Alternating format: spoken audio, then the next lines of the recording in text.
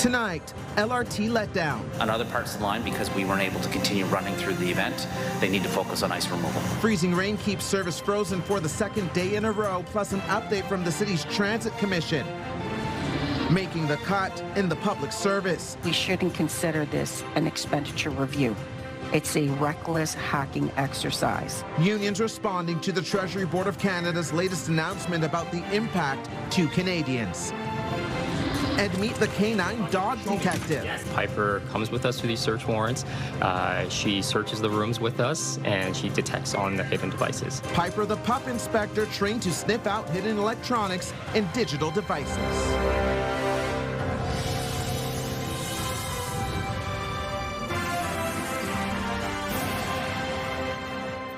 Good evening. Patricia is on assignment tonight. We begin with the latest on the partial LRT shutdown. A significant portion of Line 1 is still out of service right now. The disruption coming after an overhead wire exploded and snapped off during yesterday's freezing rainstorm. Trains are running on the western portion of the line between Tunney's Pasture and the University of Ottawa, but there is currently no service on the eastern portion. Instead, replacement buses are running.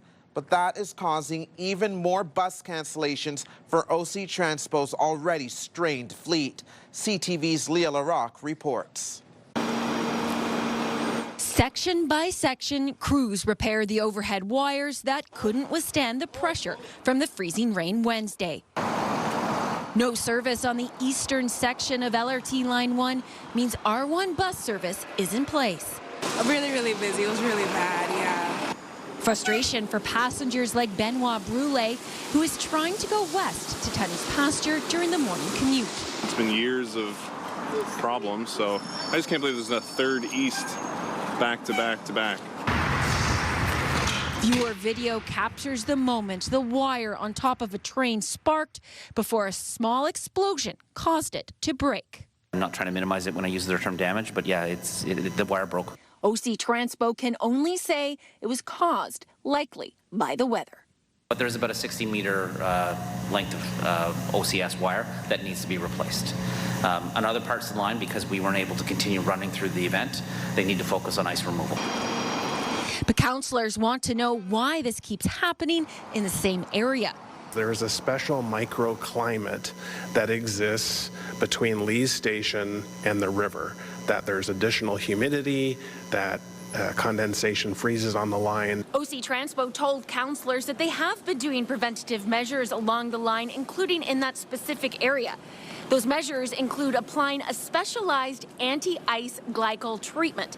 They said they've been doing it since November and last did it within the past couple of days. And questions about why more isn't being done to prevent these incidents by using special heat tracing technology. Heat tracing contact wire, which is essentially a wire that gets affixed somehow to the overhead wire that supplies power to the train, and it heats that wire to keep it as ice-free as possible. Passengers hoping as spring approaches, so does a better service. Is it reliable? That says it all. Leah Larocque, CTV News. In an update, OC Transpo says work to repair the damaged wire is now complete, but crews are still working to remove ice buildup on the line this evening. There's still no word on when full service will resume, but we will post any updates on our website, ctvnewsottawa.ca. The storm also had a big impact on Quebec's hydro grid. Tens of thousands of people in that province are still without power tonight. Early this morning, around 200,000 customers did not have electricity. Some schools in Gatineau were closed today because of that. Crews have been working throughout the day to restore service. There are around 3,500 people in the Outages still without power as we speak. A boil water advisory is also in effect for a large part of Gatineau after the ice storm. The city says it is a precautionary measure after power briefly went out at the city's drinking water treatment plants. Residents in the affected area should boil their water for 1 minute before drinking it. Canadians could soon learn which federal programs could be cut as the government implements its plan to find billions of dollars in savings. The cost-cutting review is expected to be released in the coming days, but unions say the government has been anything but transparent. CTV's Caitlin Wilson joins us now with more. Caitlin. Yes, Stefan, the federal government launched its comprehensive expenditure review last summer, asking most departments to find ways to cut program spending by 15% over 3 years. And while those cuts are meant to save billions, unions warn the impact could be felt by both public servants and the Canadians who rely on their work. We swear an oath to the government, to the people of Canada, and to be treated this way is difficult, and services will suffer. Speaking before a parliamentary committee Thursday, two of Canada's largest public service unions issuing warnings. Those cuts today are crises tomorrow, and that's the big fear we have because we don't have those details. We don't have those details, and we've been wanting to see them. They say federal government cuts will impact the services Canadians rely on and are asking for details about which programs could be on the chopping block. If Prime Minister Carney's government isn't prepared to honestly lay out what programs and services will be impacted by these cuts, we shouldn't consider this an expenditure review. It's a reckless hacking exercise. The federal government launched its comprehensive expenditure review last summer, asking most departments to find ways to cut program spending by 15% over 3 years. But the details and timelines have not been released. The Treasury Board Secretary Bill Matthews telling a government committee Tuesday, document to understanding the requests made by each department. They should be tabled as soon as possible after the main estimates. They will be tabled in the coming days. So far, more than 25,000 notices have been issued to employees and executives across dozens of departments. The government says the review is aimed at making the public service more sustainable, asking ministers to find efficiencies and target programs that are underperforming, overlapping with others, or don't align with government priorities. The government is looking to spend less in some areas to invest more in others. But the unions say more savings could come from cutting private consultants and outside contractors. Cutting public services has impacts that will cost taxpayers more in the long term. And the government says it's already reduced spending on private consultants and outside contractors by about 10% in the last year as part of its push to reduce federal spending. Stefan? CTV's Caitlin Wilson reporting live for us tonight. Thank you, Caitlin. Sticking with the federal government, it wants to give police new powers to deal with complex crimes involving social media and the internet. The legislation would require tech companies to hand over more information to investigators, but is raising some privacy concerns. CTV's Natalie Van Roy joins us in studio with the details. Natalie. Stefan, police agencies from across the country say this proposed legislation would give investigators new tools for serious threats, ranging from sextortion cases to organized crime and artificial intelligence. Police in Ottawa and across the country are dealing with increasingly complex crimes involving artificial intelligence. A female victim had AI-generated deep-fake intimate images of her posted online by an offender who used 6 separate social media accounts. Ottawa Police Chief Eric Stubbs says that case happened only months ago, and police waited weeks to get evidence. The return of the data varied from 12 days to a full 11 weeks. The team transitioned to tracking down the 5 IP sites that the offender was using. This shows the complexity of the data trail that detectives have to follow to resolve this and many other files. Now the federal government has introduced revised legislation aimed at giving investigators more power. It ensures that law enforcement can obtain timely, lawfully authorized communications or information when they need it, and only from electronic service providers. The bill would allow a judge to request companies like Meta or OpenAI to hand over the IP address to track suspects.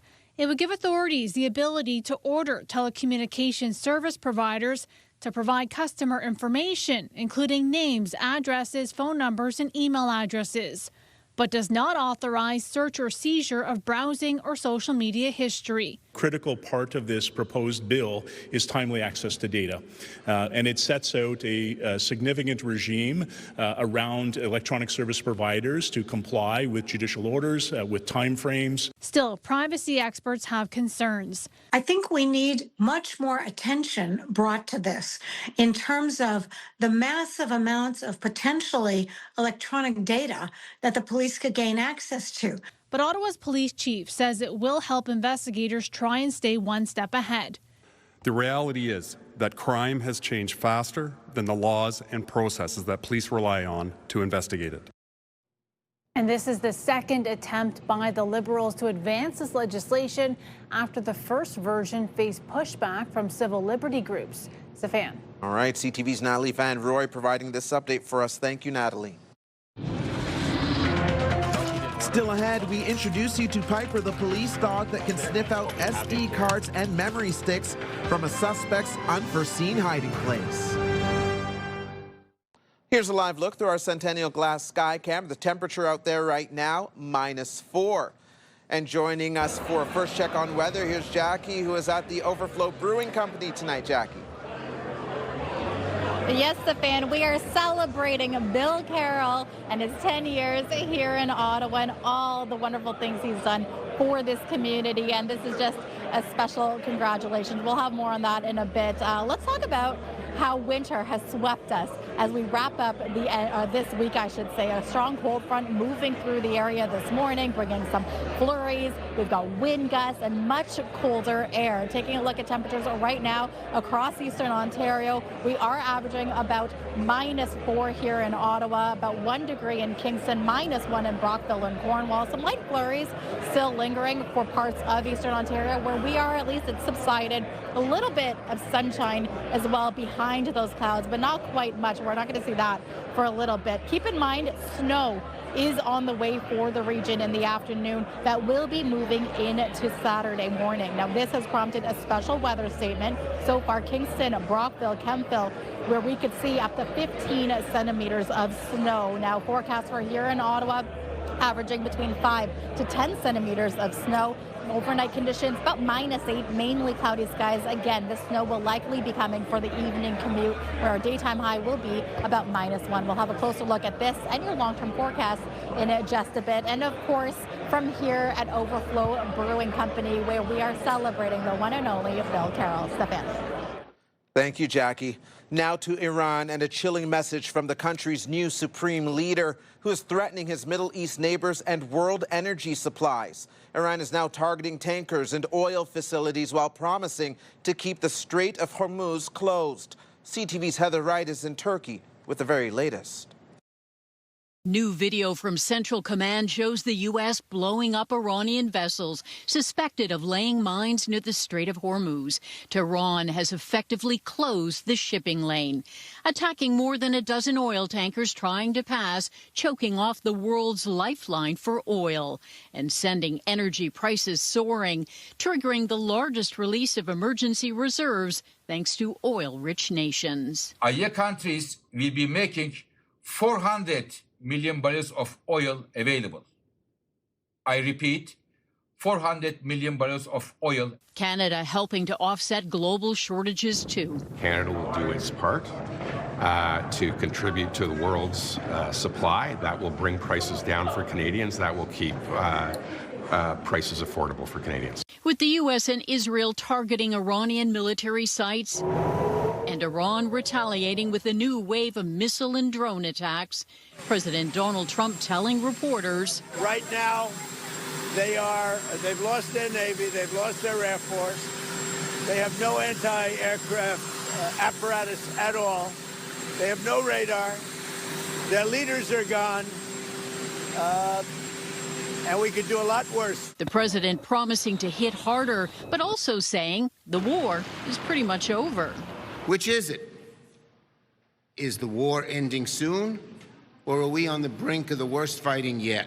Mixed messaging from Washington isn't going over well. Key Trump supporters like Joe Rogan publicly criticizing the war as a betrayal. He ran on no more wars and these stupid, senseless wars, and then we have one that we can't even really clearly define why we did it. With the new supreme leader, Iran insists it alone will decide the war's end, as the FBI now warns sympathizers or proxies could try to launch attacks on U.S. soil. Joy Malbin, CTV News, Washington. All right, that report from CTV's Joy Malbim in Washington, not Heather Wright in Turkey. In the meantime, there are reports an Iranian missile struck a Canadian military base in Kuwait nearly 2 weeks ago, but the military says it will not confirm that for security reasons.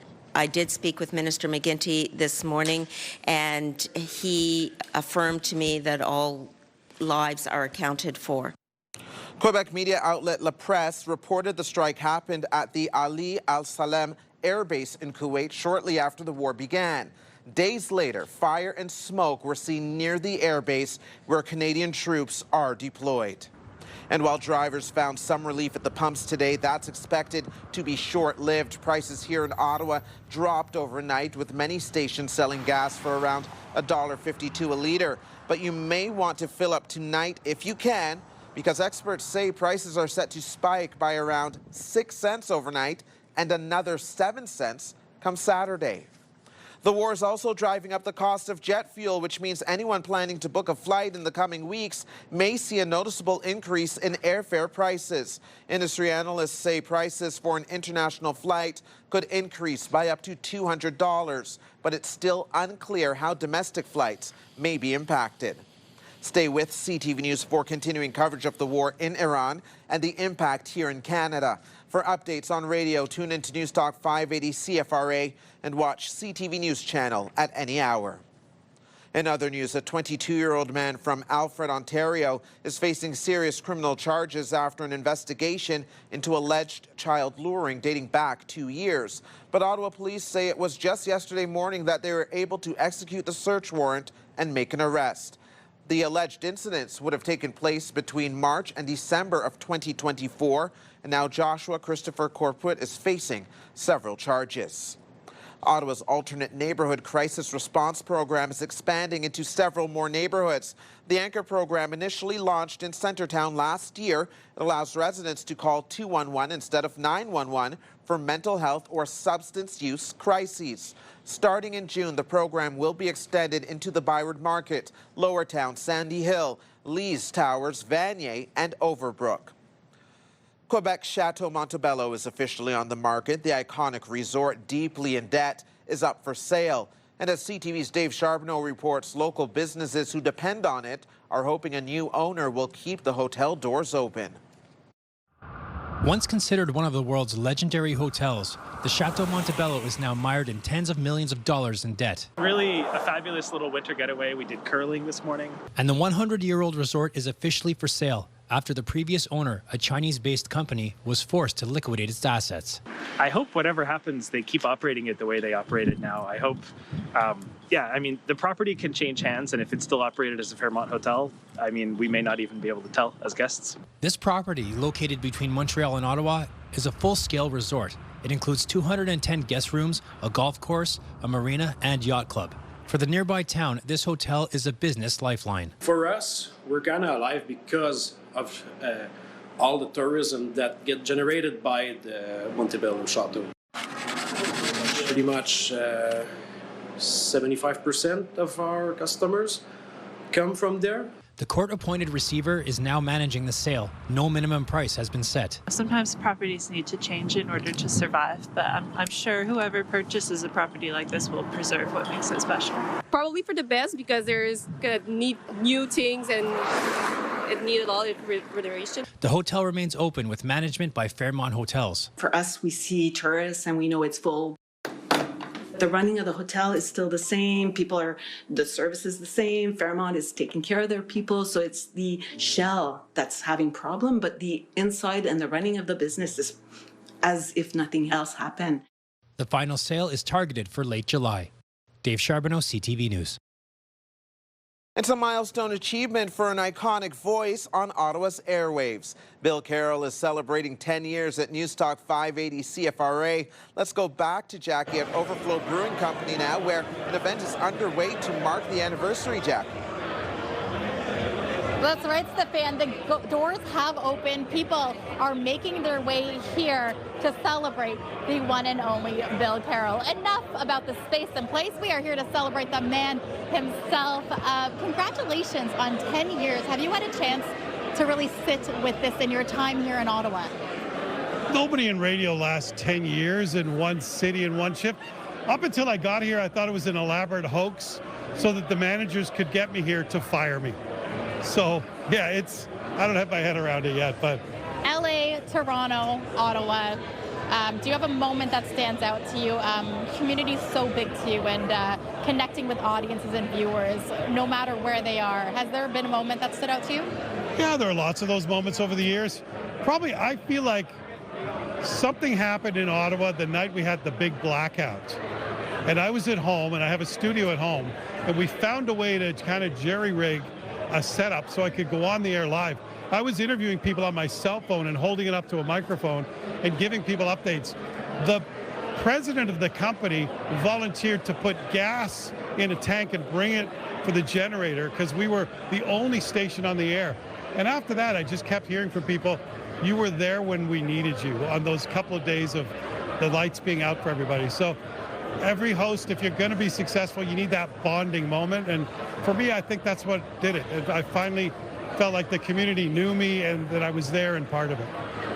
That was beautiful, and a reminder of just how powerful connecting to the community is and how local news matters and local media matters. Sure. For here tonight, it's all about roasting and toasting. Are you ready to get roasted tonight?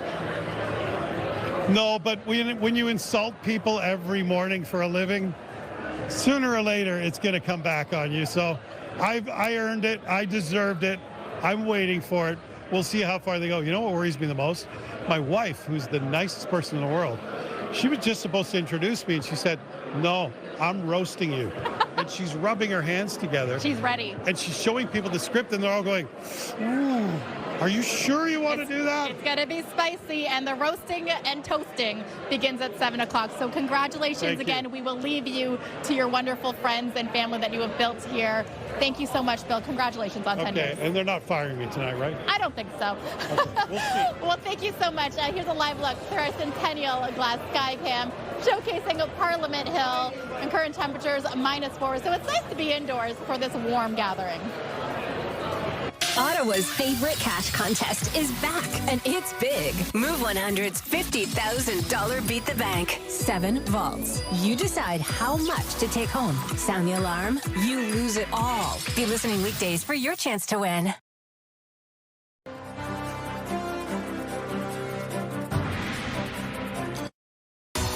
Every Thursday, we want to put the spotlight on 3 good things happening in our city. We begin with an incredible accomplishment for an Ottawa Ringette team.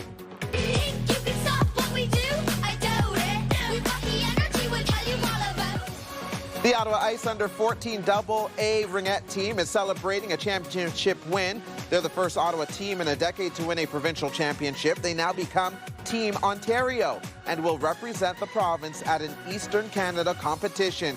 Congratulations. So I'm at Camp Fortune, I'm on the chairlift, and I look over, and there's the guy and girl, and the guy is on his knee, and I'm like, oh my God, is he hurt? No, he proposed. And I actually have the clip of the end of their proposal, so help me find this couple. Love is in the air and on the slopes. The internet was trying to track down this Ottawa couple to pass along this special video of their engagement at Camp Fortune. It was posted by Ottawa real estate agent Anna Tran, and today the couple was found. The bride-to-be commented on the post saying, "Thank you so much. I can't wait to invite you to our wedding."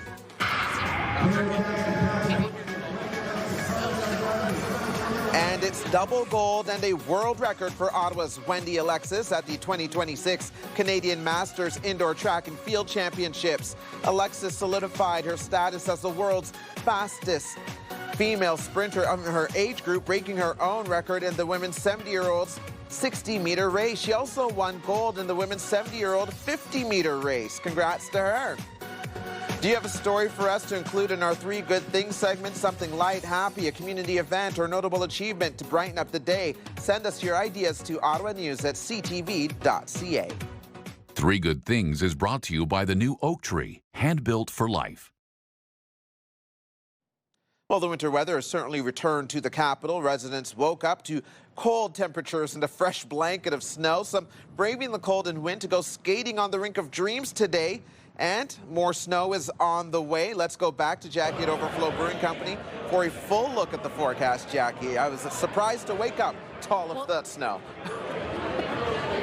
Well, I was going to ask, I hope you did not remove or get rid of your winter jacket for this season because, yes, Mother Nature is teasing us, Stefan. Do not put away the winter coat yet because we are still in the thick of the winter season. Tomorrow we are anticipating snow, but we're going to get to the current temperature right now, -4. The flurries have subsided where we are ending our day with a little bit of that sunshine, but mainly cloudy skies. The partly cloudy skies will carry us into the midnight hour, going down to about -7. And while it will warm up tomorrow to about -1, it's going to feel much colder because by noon the wind gusts are really going to pick up. We've got wind gusts between 20 to 40 kilometers per hour, and the snow, early forecasts are showing it could come as soon as about 3 p.m. This could make for an evening messy commute. Now, this is what it looks like for what we can anticipate parts of Kingston as well as Brockville and Bancroft as well. Flurries are going to start to move through. Heavier snow system really picking up by about 7 p.m. So again, a messy evening commute. It will carry us steadily through the midnight hour where we could see anywhere between 8 to 10 centimeters of snow moving through. Environment Canada also issuing a watch for Kingston, Brockville, and certain areas of eastern Ontario that they could see up to 15 centimeters of snow. Meanwhile, tonight's lowest temperatures still pretty frigid, but -12 for Ottawa, -13 for Bancroft, -8, 9 degrees for along the Seaway. And things, again, are only going to warm up to around the freezing mark. So about 1 degree for Ottawa, Cornwall, Brockville, and Kingston, but really hovering around 0 for parts of the valley. It will be quite some time before we see temperatures warm up, and that won't be until Monday. And here's our 7-day forecast brought to you by Davidson Hearing Aid Center, celebrating over 80 years in family business. So we will be averaging about the freezing mark for Friday, Saturday, and Sunday, and we are going to average some snow as well as flurries moving in. Monday, though, yes, folks, that is not a mistake.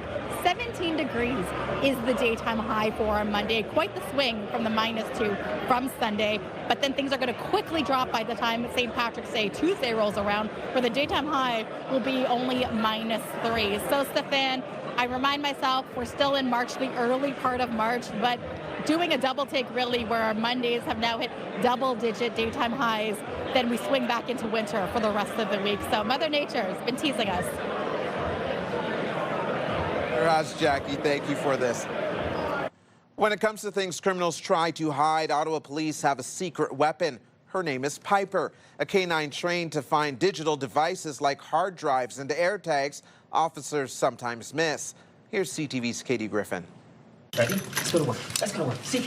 And just like that, Piper's off searching for hidden items. She already found something. So what she would do is she sits, show me, and then she'll point her nose right at it. Good girl. Concealed in these cushions, a cell phone. So Piper is an electronic storage detection canine. She's trained to pick up the scent of a chemical used when the devices are manufactured, something humans can't smell, helping investigators in the Ottawa Police Child Exploitation Unit find crucial digital evidence. A lot of these people hide these devices from us, but also from their family members. So when we go in there to attempt to find these devices, it makes it problematic when they are trying to conceal it. So Piper comes with us for these search warrants. Pretty much on every single one of them, she's indicated on something that an investigator has missed. So she has been very valuable to us. Items like USBs and SD cards, no match for this nose. So she's able to tell that odor is coming from above the fridge because the odor of this chemical is heavier than air, so it will trickle down. Piper is also a trained therapy dog. You can imagine the things that we come across,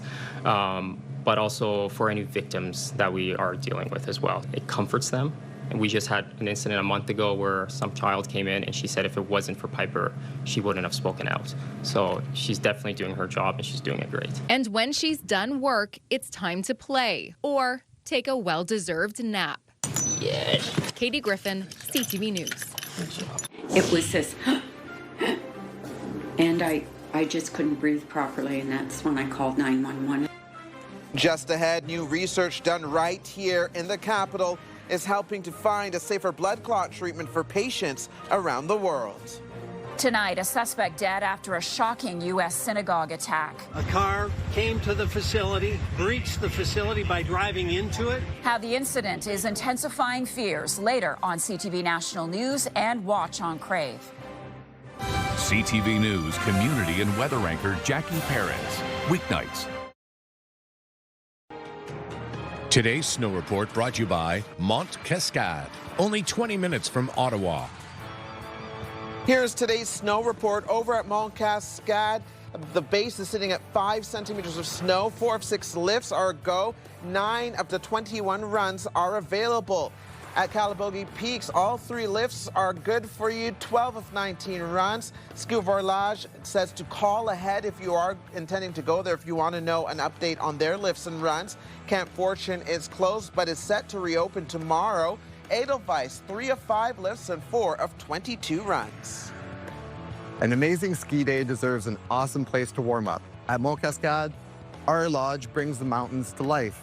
Share great stories over great food at Mont Cascade.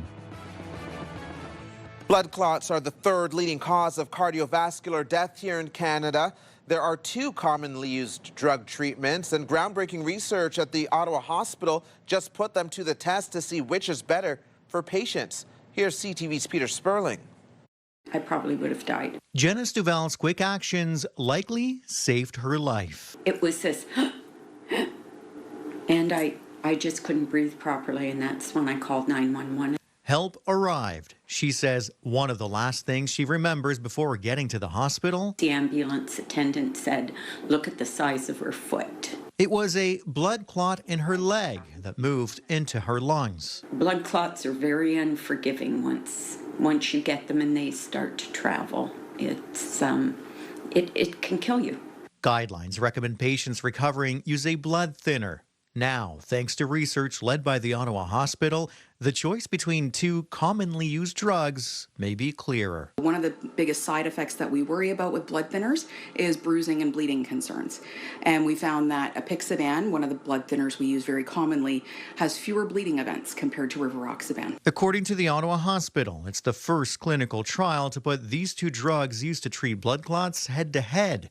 It found apixaban is a clear winner. And the results are very exciting. We have shown that one blood thinner is safer with respect to fewer bleeding complications than another blood thinner. The international clinical trial with nearly 2,800 participants from around the world now published in the New England Journal of Medicine. This is very exciting for all of us.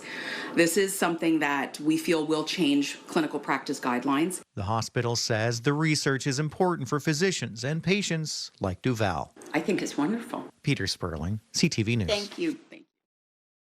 Now to some other stories you need to know right now. High school students continue to voice their concerns about the Ford government's changes to OSAP. People deserve to have access to higher education, no matter what class they come from. Protests are being held across the province, including here in Ottawa, where Merivale High School students walked out of class. The government plans to make fewer grants available in favor of loans that must be repaid. The province says the move is necessary to restore sustainability to the student assistance program. 0-2 in the air, 2 left. Here comes Owen Casey. And for the first time in its history, Canada is headed on to the World Baseball Classic quarterfinals. Historic moment for baseball in this country. Team Canada is set to take on Team USA in the quarterfinals of the World Baseball Classic tomorrow. Canada advanced at the tournament for the first time ever with a 7-2 win over Cuba yesterday. And early on, he busted off a couple of big runs and also had a big catch. Braylon Addison is hanging up his cleats. The 32-year-old wide receiver has signed a 1-day deal with the Ottawa Redblacks and will retire with the team. Originally from Missouri City, Texas, Addison appeared in 32 games over 3 seasons with the team from 2023 to 2025, recording 139 receptions for 1,530 yards and 8 touchdowns. Stutzla as Giroux knocks it down on the boards, got it in tight. Featherston, another chance, scores! That goal by Tim Stutzla gave the Sens a 2-1 lead in the first period last night, but Montreal came back with 2 more unanswered goals. The final score 3-2 for the Habs. The Sens are at home again on Saturday, hosting the Anaheim Ducks at 1 o'clock in the afternoon. I know there's a lot of people struggling. I'm struggling, and that $48 is a lot. New banking rules are now in effect, which could save Canadians hundreds of millions of dollars a year. Details when we return. Get the latest live local breaking news. Sign up now for our morning and evening CTV News Ottawa newsletter. The best local content from CTV News, Your Morning Ottawa, and News Talk 580 CFRA. Get it all in one place. Sign up now at ctvnewsottawa.ca. The CTV News Ottawa newsletter is brought to you in part by CAA Business.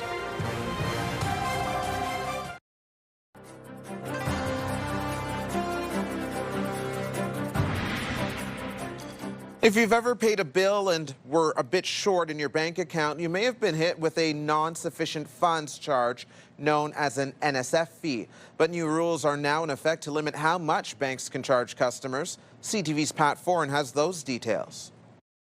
I think that I'm not the only one that's dealing with this. Elvira Townsend told CTV News she tries to pay her bills on time, but last year her bank balance dropped to minus $9, and she was charged an NSF fee of $48, putting her account $57 in arrears. I know there's a lot of people struggling. I'm struggling, and that $48 is a lot.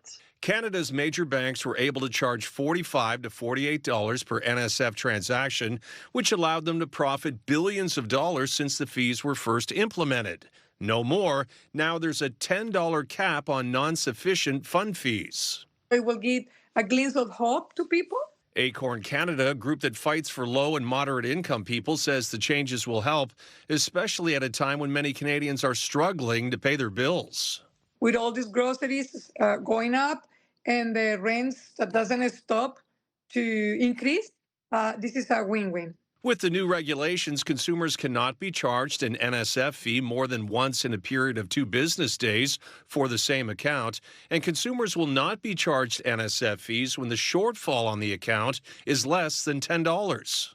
Capping NSF fees is considered a win for consumers, but some advocates say banks should be forced to do much more. This is a small win, a small baby step by the federal government. Duff Conacher with Democracy Watch worries banks will find a way to recoup the fees some other way. He says the next target for the government should be slashing credit card interest rates. Many cards have rates of 20 to 30%, which he calls price gouging. Rates have not gone down when interest rates dropped. They automatically go up when interest rates go up. And it's just a big cash cow for the banks. While capping NSF fees at $10 may be a good start, Acorn says Canadian banks should have to follow American banks. Many have eliminated NSF fees altogether. Pat Foran, CTV News. Arriving 2 hours before a domestic flight, 3 hours before an international flight, it gives you time to park, get through security. Just ahead, Pearson is getting ready for one of its busiest times of the year. What March break travelers need to know before heading to the airport, just ahead. iHeartRadio Weekenders is powered by Barhaven Ford, Ottawa's newest and largest Ford store, and Eastern Ontario's Ford EV leader. It's time now to check in with our iHeartRadio Weekender, Tanea Taylor. Tanea. Starting off with the FMX World Tour at the arena at TD Place on Saturday. This is a super high action motocross event that will definitely keep you entertained. And if you have any adrenaline lovers in your family, they're not going to want to miss this. It features best trick team competitions, head-to-head backflip competitions, and lots more. It's a great one for the kids and for the adults too. Next up, check out a tribute to Aretha Franklin with the NAC Orchestra this weekend. It includes all your favorite songs from the Queen of Soul herself and songs from the artists who inspired her. If you're a music lover, this one is definitely for you. It runs through Saturday, so you do have until then to go hear the magic. Last on the list is the East Coast Experience St. Paddy's Day concert. This is 19 plus and a super fun way to celebrate St. Patrick's Day while immersing yourself in the East Coast culture that we all love so much. Grab your friends and go have some fun at the Bronson Centre this Saturday night. As usual, lots more to do this weekend around the capital. For the full list and all the details, check ctvottawa.ca/weekenders. For the iHeartRadio Weekenders, I'm Tanea Taylor. Have a great one. iHeartRadio Weekenders is powered by Barhaven Ford, Ottawa's newest and largest Ford store, and Eastern Ontario's Ford EV leader. We're just days away from one of the busiest travel times of the year. Tens of thousands of families will be going on vacations for March break. CTV's John Musselman has some travel tips. It's one of the busiest travel weeks of the year, and people are heading just about everywhere. Japan. Going to Vancouver. Orlando, Florida. Punta Cana. France and Italy. Officials at Pearson say they expect to see more than 1.7 million passengers during March break, with peak travel days reaching up to 163,000 travelers. People are being advised to be mindful of how they pack and get to the airport in plenty of time. Arriving 2 hours before a domestic flight, 3 hours before international flight, it gives you time to park, get through security, get past security, and we have a number of activities over March break as well, because this is the time of year where a lot of families are traveling. There's a lot of young kids, so we have things like a magician in the terminal, we have live music, we have in Terminal 1 a family movie lounge. So these are some of the things that we put in place so that people can really enjoy and relax and start their vacation when they get to the airport, and giving yourself enough time before your flight, just make sure that that process is seamless. The liquids aerosol gel restrictions are still in place. You want to make sure all your containers are 100 ml or below, and they are packed in a clear 1 liter plastic bag. Anything over that, it's a good idea that you want to check them in your checked luggage. Most passengers we talked to today say it's been a long winter, and they're looking forward to some warm air, relaxing time at the beach, or sitting by a pool. We're heading to Orlando, Florida, to Universal Studios. I'm very excited. I'm happy to get out of this cold weather. I'm tired of blowing the snow. We live in Barrie. We're going to Cancun. We are going to Vietnam. Wow. Yes, exciting. yeah. How long has this been in the works? We've been planning this since last year, actually. Relaxing from work, hanging out with family, obviously, playing with my kids, sightseeing. All of the above, yeah. And the food, of course. Friday, Saturday, and Sunday are traditionally the busiest days at Pearson leading into the March break. John Musselman, CTV News. They're quite literally rolling out the red carpet in Hollywood ahead of this weekend's Oscar Awards. We'll have more on the preparations for the big night in just a few minutes. Jackie. Well, thanks so much, Stefan. Patricia Bull is here, and you are going to be hosting the roast and the toast. What can we expect? Yeah, I just want to say thanks to Stefan Keys for doing the show tonight. This is awesome. The mayor is here, the police chief is here, everyone is here. Everyone will be paying tribute and roasting Bill Carroll tonight, the probably best, most legendary radio man in the city. So it's going to be a blast. Love this. We can't wait. So again, begins at 7 o'clock here at Overflow Brewing Company. Here's a live look through our Centennial Glass Sky Cam. A wonderful shot of Parliament Hill on this cool evening for Ottawa. -4 is the current temperature.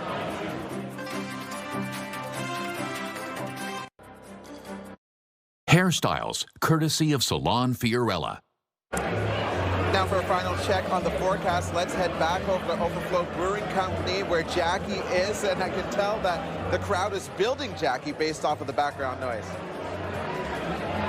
It's a beautiful sight to see, and this kicks off at 7 o'clock. And while it is quite chilly tonight, tomorrow it's going to start to warm up. We're getting to about a daytime high of 1 degree. And while we will have sunshine for most of our morning, be wary. A clipper system will be bringing a few centimeters, 5 to 10 centimeters to be exact. And this could lead into our Saturday morning. So again, winter is still here. Travel or plan your travels accordingly because snow is on the way. That is it for us here from Overflow Brewing Company. Stefan will take it back to you in studio, and congratulations to Bill on 10 years here in Ottawa. That's right. I'll see you soon, and save me a seat and a parking spot because it is busy. Sounds like it, yeah. Time now to check in to see what our team will be working on tonight for 11:30. Kimberly Fowler's here. Well, Steph will have more from Overflow because we'll have Sean Varden there. He's going to recap everything from Bill Carroll's roast tonight, celebrating 10 years on the Morning Rush on CFRA. And the Ottawa 67s, they open up a 3-game road trip tonight against the Barrie Colts. The Barber Poles, they are playoff bound, but the team is tuning up for the postseason with 6 games left. in the regular season. And you can get the news anytime, anywhere at ctvnewsottawa.ca. And join me tonight for CTV News at 11:30. All right, thank you, Kimberly. And finally for us tonight, preparations are underway in Hollywood for the 98th Academy Awards. Sexy shot. Host Conan O'Brien helped the production crew roll out the red carpet yesterday. This will be the second straight year the former late-night host will serve as MC for the award show. The Oscars will be handed out on Sunday. You can catch a broadcast on CTV or stream it on Crave starting at 7 p.m. I love the Oscars. Always an epic time of year. Did you fill out the Oscar pool that we have in the office? No, because I will lose. I will lose epically, and so I had not done that. It's just for fun. It's for bragging rights. I don't know. I feel like a failure if I don't get it all right. I just did it in the last 5 minutes. Well, can I steal your notes? No cheating. No cheating. When in doubt, flip a coin. All right. That's it for us here at CTV News. Kimberly Fowler is on the desk at 11:30. Thanks for watching, everyone.